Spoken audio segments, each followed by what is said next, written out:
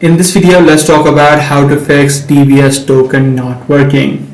Now, there can be a few cases to this. Firstly, what happens and is the most common thing is you are not being able to receive the OTP that is generating. So in this situation, make sure that you have first of all enabled the push notification within your application. You'll be able to find the push notification within the settings on the application, so make sure you turn it on. But however, if this is not the case for you, the second thing that you can try out is try to set up the Digibank token again. So simply head over to the digital token section, tap on the setup now or the register now option depending upon what you have, and then you'll be able to retry it, and this should help to fix this issue. But however, if this issue is also not working out, in this situation this is likely happening due to app bugs. So what you can do is just reinstall the application of Digibank onto your device. This ensures that you have the latest version, and any sort of bugs which might be causing the issue should also be fixed. So that's pretty much all there is to it. If this video was helpful to you, be sure to subscribe. I'm gonna see you in the next one.